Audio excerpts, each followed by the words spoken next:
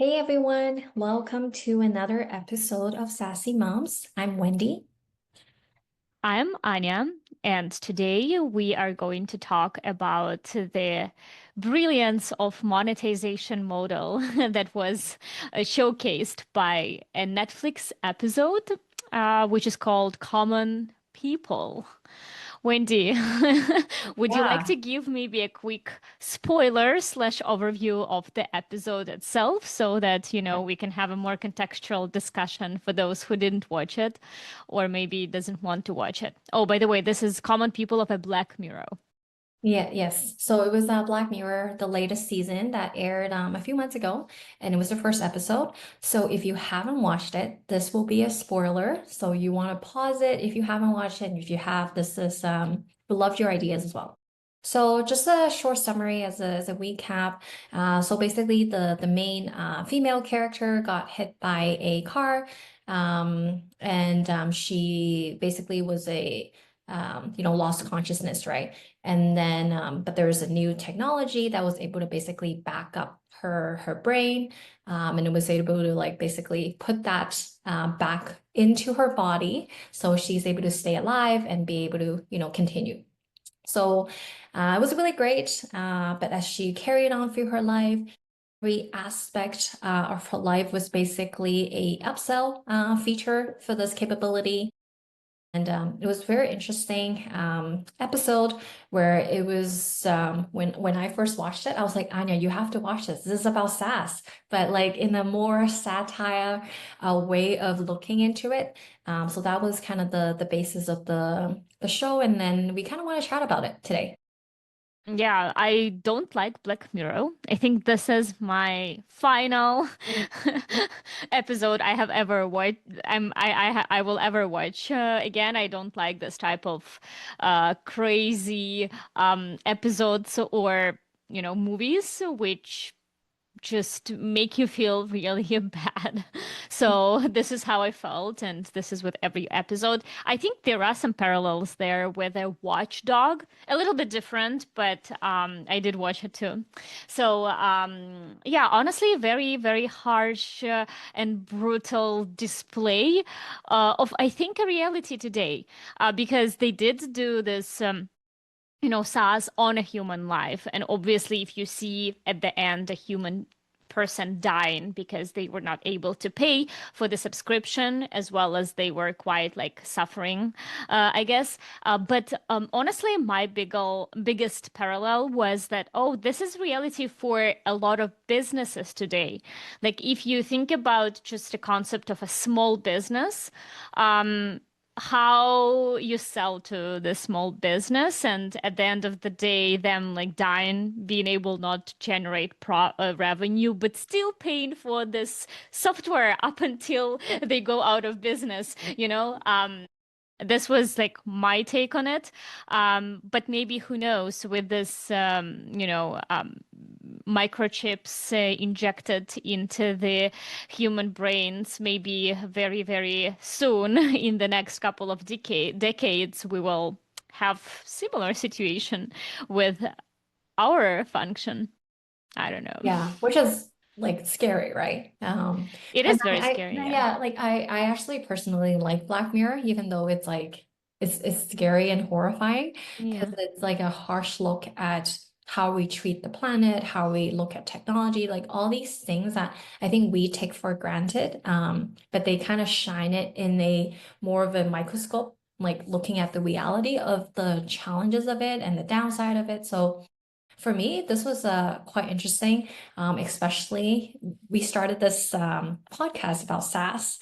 And like we even talked about the benefits of SaaS, right? In our second episode where we discussed like what SaaS is and the business benefits of it. I guess I never thought of it beyond, this is like, oh, it's great for business. It's like predictable revenue, faster innovation. Everyone gets the latest features. And in our daily life, we interact with SaaS like, on a continuous basis, like Netflix, any subscription, Instacart, like any food subscription or those like biweekly things that get delivered to you on okay, like we interact with it so often that it was like, oh, like It is scary if this kind of goes into, beyond things that we interact with. It's like things that interact with us, right? It's like I can't even like imagine or fathom like this might be the reality in, I don't know, the next couple of decades, which is really, really scary. So, anyways, we just wanted to kind of unpack it a little bit, kind of like what we thought about it. Yeah, and yeah, so this is going to be the episode for it. And honestly, like this episode, like this Netflix episode, does have a lot of learnings that product managers can Yeah. take from, because I think just the monetization model was like sh the way they showed monetization model was really, really interesting. Yeah, for sure. Okay, so let's dive into it. So we kind of have some like, couple food for thought moments when, we were discussing this episode. The first one for me was just like not owning anything, right? So we really highlight, okay, so SaaS model, you don't really own anything. You're subscribing to a software. Um, you don't own that software if you stop that subscription, right? Versus when, you had a floppy disk or a CD, when you download a Microsoft software, you kind of own it, right? Obviously, it's outdated, it's not up to date, but you own that, right? So that was another thing. It's like, okay, if it's you kind of it's like a prisoner in that sense, where once you're subscribed, once you're used to that functionality, if they are asking you to upgrade, get more features, you're kind of a prisoner to that software. So that was kind of my initial thought because like for a software, I think it's okay, but if it's like happened to a human, it's like, okay, that's the next level, right? Yeah, there are definitely benefits of not owning it, is because someone else takes care of the support costs. Yeah. And but yeah, you definitely lose the control, and you end up just getting what business decides to give you. One of the actually interesting examples would be this like Riverside, a software that we use with you in order to even edit our podcast videos. We are quite dependent on it, and I feel every day like we are lucky that we can still use the features. But what happens if Riverside decides, to update their monetization model and now suddenly like limits certain features, editing features? We basically will be either forced to pay, or we will be forced to look at a different competitor, which will be like quite difficult to move to, because you never know what this other competitors are going to do. So Yeah. yeah, we are hanging in there uh, for now, Yeah. Yeah. but yeah, we don't know what is going to happen. Yeah, no, that's a good point. One of the things I just thought of actually for Zoom, right? I think we Yeah. mentioned this earlier is they have a cap, they have a free version, right? Obviously you can still basically use any of the functionalities of Zoom or majority of it, but it's only up to 45 minutes. I was just thinking, I think as a podcast editing tool that wants to be smart, they should technically be limiting any editing episodes to be not exported beyond 45 minutes. Yeah. That would be a how they can move from a free to a premium model where they can actually charge for it. Just something to like, it's a lot of like market research that you would have to do. Yeah, they still already do, like Riverside, for example, they still already do certain capabilities which Yes. which significantly limit the way you actually edit videos. For example, not edit, sorry, but like certain functionalities, like they don't let you uh, download script, which Yes. is a Yeah. pain point, Yeah. because, it requires for us a lot of collaboration to get a script. And then without the script, you can't do chapters easily using AI. So they already do it. But again, so far, I don't think their pain point is as big as very big to for us to switch. That said, I think still I think about it why. But what I learned is that when it comes to freemium model, sometimes it's better to even allow your subscriptions instead of letting them go. Because, for example, we can use any other editing software, right? Once Riverside limits us.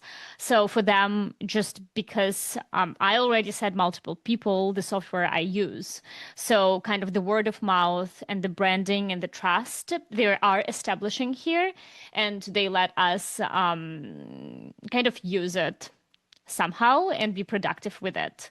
But yeah, it's totally possible that there are a lot of softwares out there which makes you less productive when it comes to freemium model and then converting those users into subscriptions. No, that's a good point you made, and it's kind of showcased on the Common People episode as well. Hmm. Like, okay, like we gave you the benefit of, hey, like you are alive versus, not having any cognitive functionality, right? Like that's a huge thing. But once you're hooked, you're kind of stuck, right? Like you wouldn't risk having maybe, I don't know, if they have a competitor, you probably wouldn't risk your life to maybe change to another competitor Hmm. to have that functionality. You just continuously, pay. And it's very similar to what you just mentioned, right? It's like, so usually the freemium model is to gain more market share. I want to, get you using it, kind of hook you into using it, get you more comfortable using it, because it's also a learning curve for us if they ever change their functionalities to, jump to another tool. Like we're already familiar with this tool, we already done it so many times. We know how it works. So if they are, charging us a premium, maybe like, we'll take that into consideration, right? So you already captured people that are looking for that, having that pain. So it's like the right target audience. And now you just have to try to convert them by giving them like premium features that will allow to make their, podcasting easier, editing easier, and things like that. So it's there's a place for it, but it's just very interesting way showing it on the show because it's like first like us doing a podcast is not life and death, whereas like Yeah. they're showcasing it in a more serious scenario. And for again some businesses there can be software where it is life and death. Another kind of observation there is that the startup sort of created a new market, right? That's why they can use this bargaining power to really upgrade, and they kind of were monopolistic in a sense. That's why their upgrades were so severe and harsh versus potentially, again, video recording or podcasting tools. There are so many of them that now they kind of have to a little bit struggle and fight for a user. That's why maybe there are more options, like more freemium options. But one of the things that I actually wanted to also note is that in Common People, I was fascinated by the, product, price, place, promotion. Mhm. Because if you think about the salesperson, this woman, the sales agent, was right in the hospital, capturing a guy who just like loved his girlfriend so much that he couldn't let her go. So if you look at this from a perspective of like marketing, the guy was already pretty warm lead with a very, very strong pain point. The pain point was there. The salesperson comes in immediately and addresses the pain point, and with that offers a free onboarding, meaning a free surgery for a woman. So that like free onboarding so that they can like hook you in. And like the timing is everything here, because let's say if a guy would already be able, to even have enough thought and time, realizing their idea that, okay, his girlfriend is no longer there or will die, maybe the sale will not be as easy. But the timing was so perfect that they captured him at the right place at the right moment. And they talked about price the last. So they first like asked questions, they kind of manipulated on a pain point, and then at the end of the day, kind of gave him hope that he's like, oh, yes, I want my girlfriend to be alive. And they're like, okay, you can get it for $300 a month. Isn't it funny? Yeah, no, you mentioned it, and is really interesting because one of the key things that I feel like we any business, any technology, you really have to understand the pain points like really well of your target audience. And it's like the art of asking questions, like that is key. And then having the right, plays and like, yeah, you kind of mentioned it in the perfect scenario. And they really understand the target audience. They really understand, how to, and then you don't feel like you're being sold to. I think that's one of Mhm. the key aspect, right? It's like, I have done this, and the sales agent is like, I have done this, I have lived through this, I am the perfect example of this technology working on me, and you can see this, and like, so like giving them the reassurance, like I've done this, like just it didn't seem like a sales process until it's like, oh, there is a price tag. Mhm. Yeah, Right? exactly. So it's just something that I feel like we could all learn as, sales or even product or marketing. There's a lot of learnings through that initial sales process. So definitely. Yeah, it's interesting too that I was recently listening to a podcast about like how AI is going to replace people and blah blah blah. And they mentioned that one of the key skill today, which will really help you, is actually a sales skill. So because it will be like you still like no matter how much AI is there, you will still need to sell an AI. So, this is interesting that if you have a real match, if you have a real pain point, and uh, learn a sales skill, not by like pitching, but more by asking questions. Yeah, no, it is. And it's not just selling to like customer too, right? Like you are constantly, especially in technology, like selling your idea, selling your perspective, selling your, your vision, right? You're selling, up the ladder across the, organization or even to your team. So I feel like sales is a skill that is definitely needed. And it's actually on one of our episodes previously when we talk about like the core kind of PMM, PM skills, not sales but the idea of being able to communicate your ideas and your vision and how we do that. So another one I felt it was really interesting was there's a lot of learnings that we can do as a product management or even product marketing on upgrade, upsell. I actually found this so interesting, or it was a lot of satire, right? So it was like, oh, like there was no ads during your conversations. Like, it's a basic human, skill, but you're like totally missing that, right?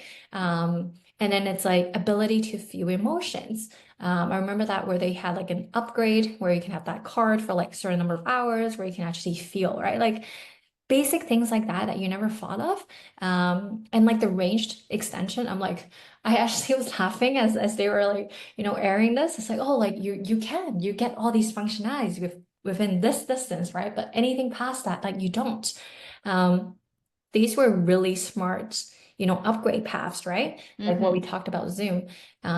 So like maybe Anya, you can walk us through maybe how you felt about that, because obviously this is, your a lot of the things that you have to walk through.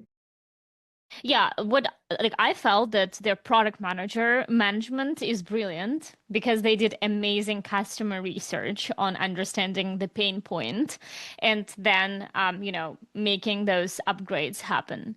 I think that like we discussed with you, Wendy, like maybe a little bit about like morality, and I think this is what we as product managers usually kind of feel because when we go to school, when we read the books, everyone always tells us, hey, we have to like find customer needs, find customer pain points, and address those in order to make our product usable.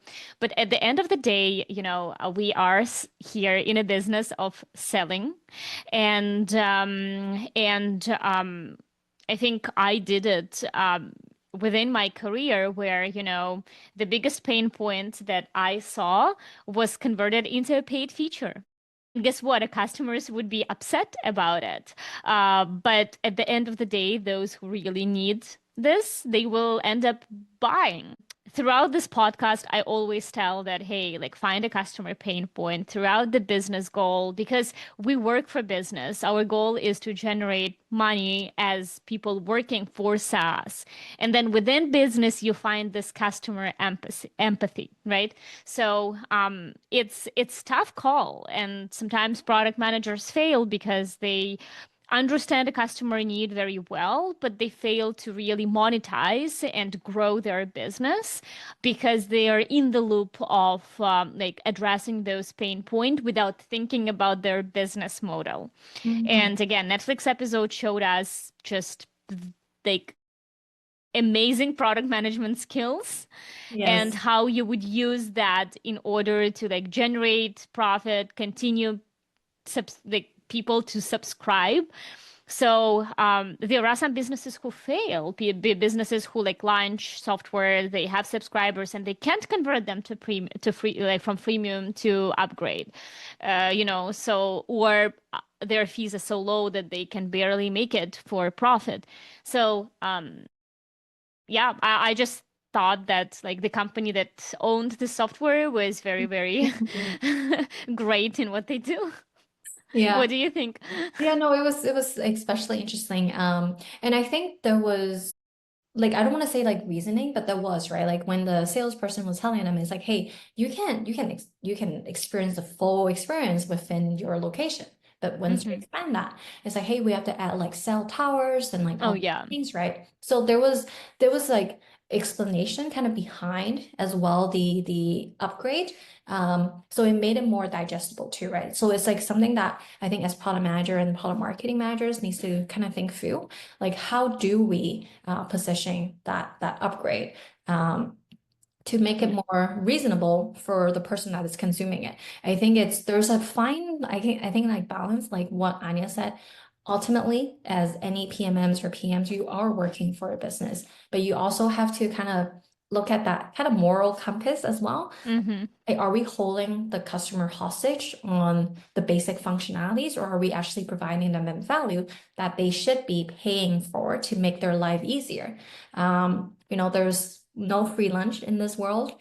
So you have to kind of, I think, balance that, which is a tough thing to do. And I think when you're working for a company, you don't see that moral compass as in a microscope as when common people illustrated it, because you're Hmm. really looking at through, a person's lens, right? Like, how are we affecting their day-to-day life? And I think that's a really good reminder as a PM or a PMM as we're kind of even launching new features or, promoting new features. I think it's a good thing to like has as a reminder, at least how I'm seeing it. So actually, okay, yeah, I agree with you. One of and that's totally about like this, for example, the GPS and the geolocation. Yeah. Which actually is true, sometimes we even like the fact that she was sleeping so long, like 12 hours. She was sleeping 12 hours. It's also true that our software sometimes needs upgrades, and during upgrades, we actually announced like for our like outages, that's all is clear. But I wonder, what do you think, Wendy, about launching advertisements? Because they started without those, and then at Yeah. a certain moment, they launched those advertisements. So they kind of like a little bit, I would say, changed the terms and conditions Yes, yes, of yes. original Yeah. subscription. But that's similar to Netflix. When Yeah. you first used Netflix, there was no the basic plan, it was everything you got. There was no ads. Now they've created two plans. There's the Mm-hmm. basic and the premium. The basic Mm-hmm. one, you get ads.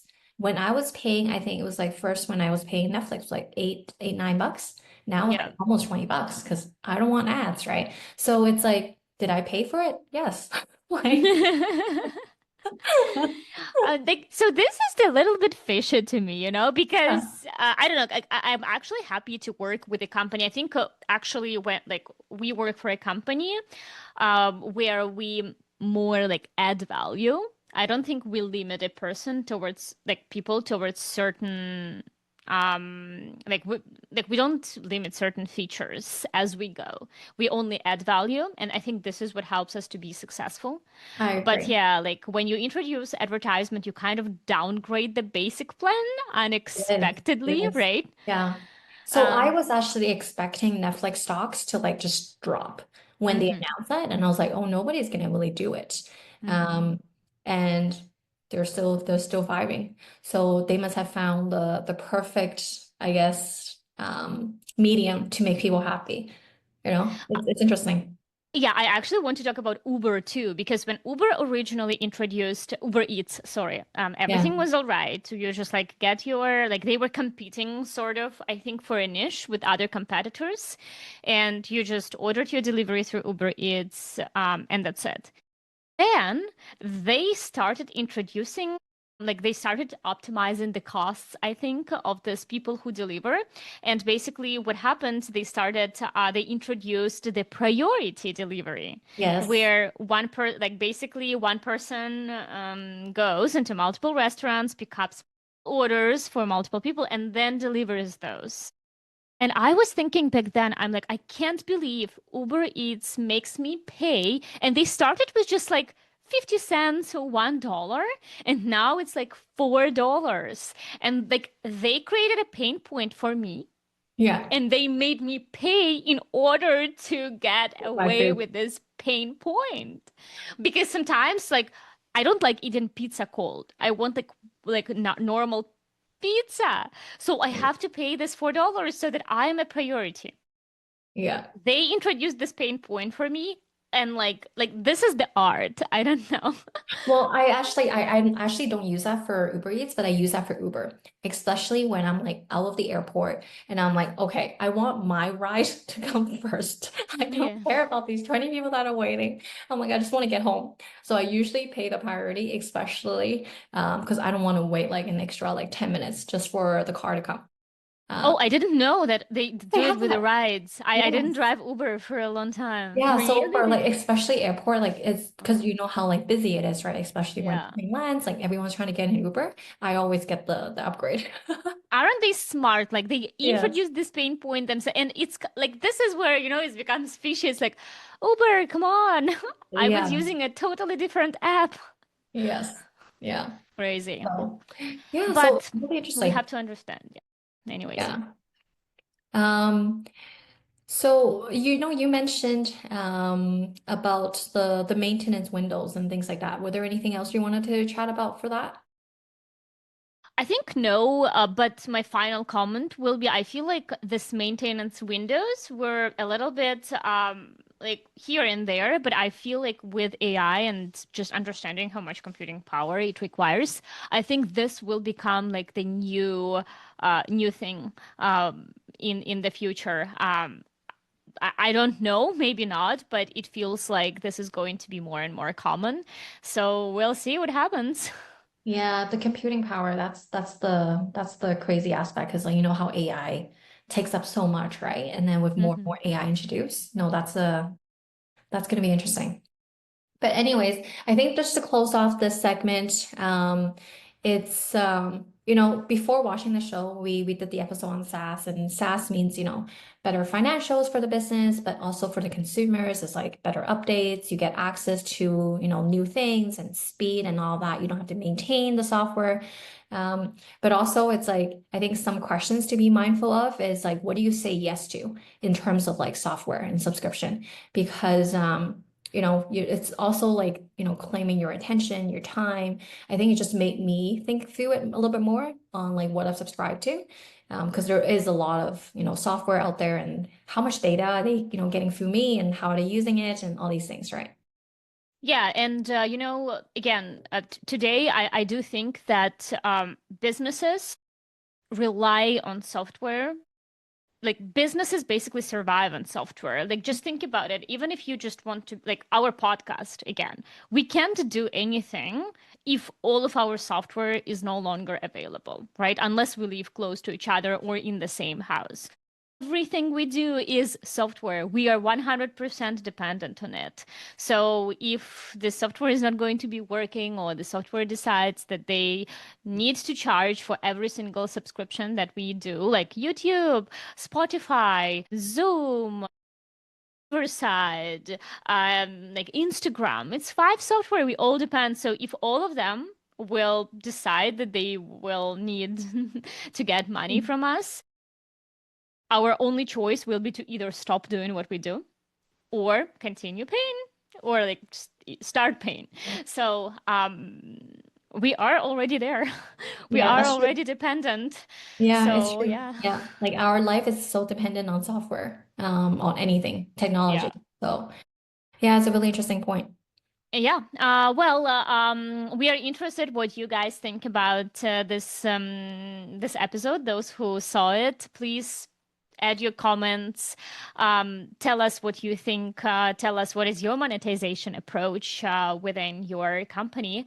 And with that, we will move to SaaSy Struggles session, as we were talking about traveling with kids and specifically traveling on a cruise in our episode 15th.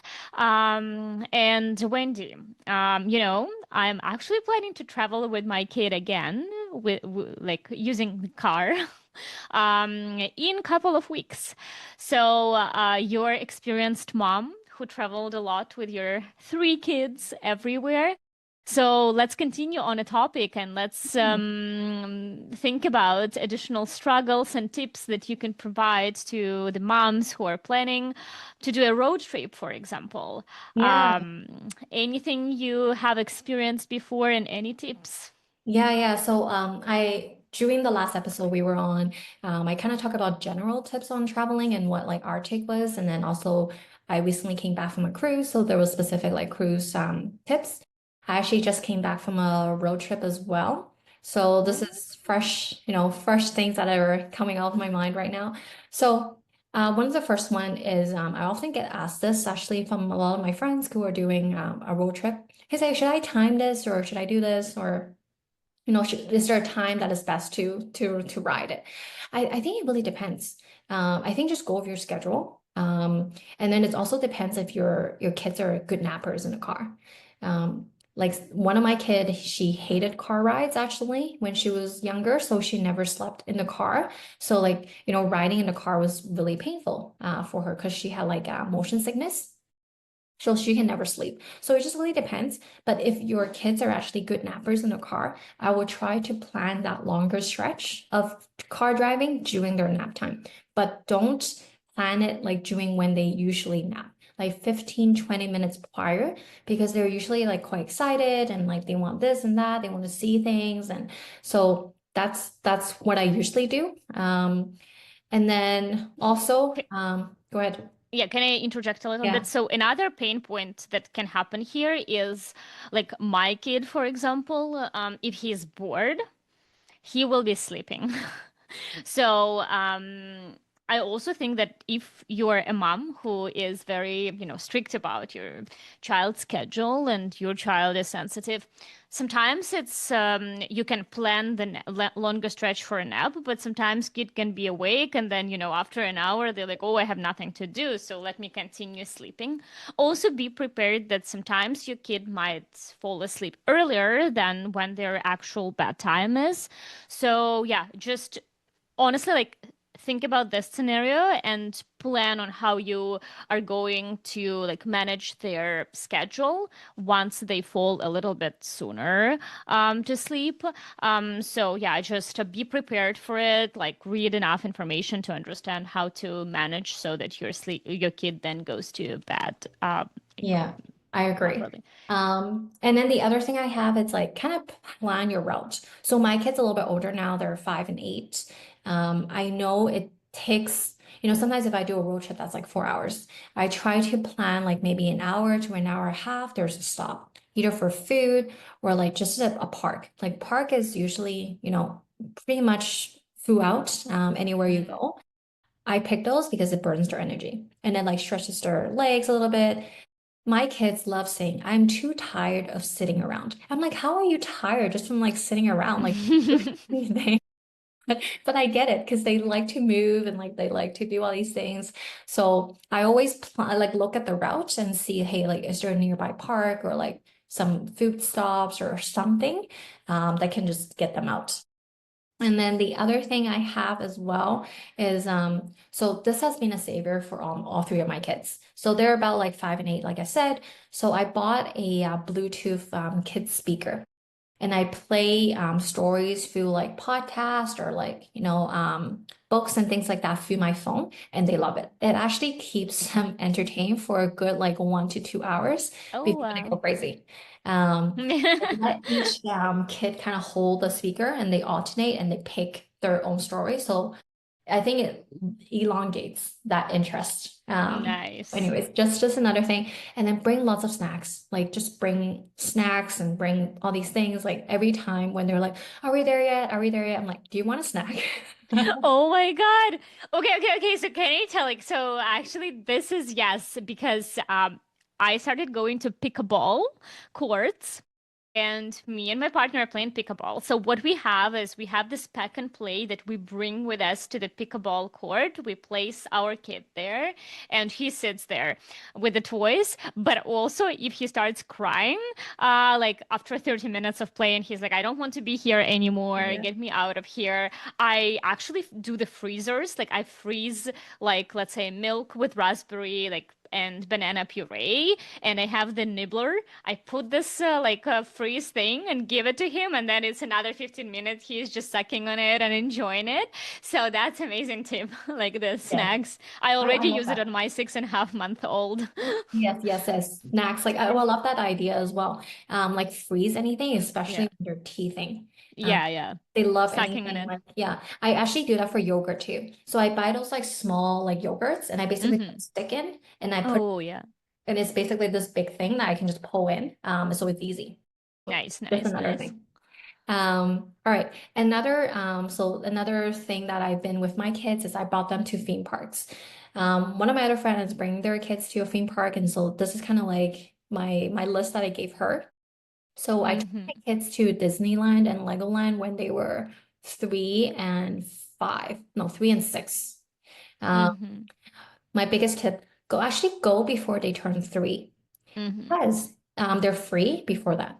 So often people ask me, say, "Oh, do they actually remember and anything?" So I took my twins just before they turned 3, and they actually still talk about it. I don't think they know exactly where they went or like what rides, but they do have like memories of it, of like, "Oh, I went on this ride to do certain things." They don't remember all the details, but I know it made them feel and how I make them feel. Definitely go because it's actually free. You just pay for your tickets. So for me, it's like a saving of like 3 people versus like having to pay for 5, like which is I know, yeah. So yeah, before 3 years old, it's free. yes, before Oh, 3. nice. Okay. Yeah, so definitely think about it. The other thing is bring a stroller, regardless of how old your kid is. Hmm. My kid was 6. He loved it. Like he sat on it. He was like fighting the twins to sit on it because it's a lot of walking. It's a lot of Hmm. walking, especially in the heat. It's a lot.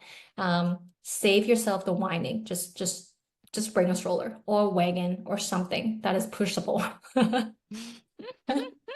And then this is another thing for Disneyland. They have these like express pass. It's worth it. It's $25 per person per day.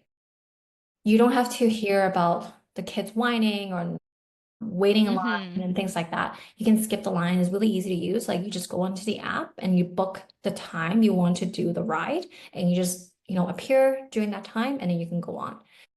Just save yourself in sanity. You already pay like $100 or 100 plus, I think 100 plus USD per day. Just pay the Hmm. extra $25 per person. It's totally worth it. Wow, I didn't know it's like actually so cheap. I felt Yeah. like it was so expensive when I was For there. Disneyland. Yeah, for Hmm. Disneyland it is. Universal and Legoland it's a bit more, but I Mm. don't think it was absolutely necessary for Legoland. But yeah, my kids actually love both, and the boys love Legoland. I would say like it's more catered to kids around like, I don't know, 3 to like 8. Um, Hmm. whereas like Disneyland, it's probably their older kids' rides that are probably more appropriate. Yeah, so those are my tips. That's interesting. I would love to go now to Disneyland. I was thinking about Disneyland a couple of days ago to go with my kid once he turns maybe Like two and a 20. half would be great because like he can walk, he can interact, and it's before Mm, 3, so it's free.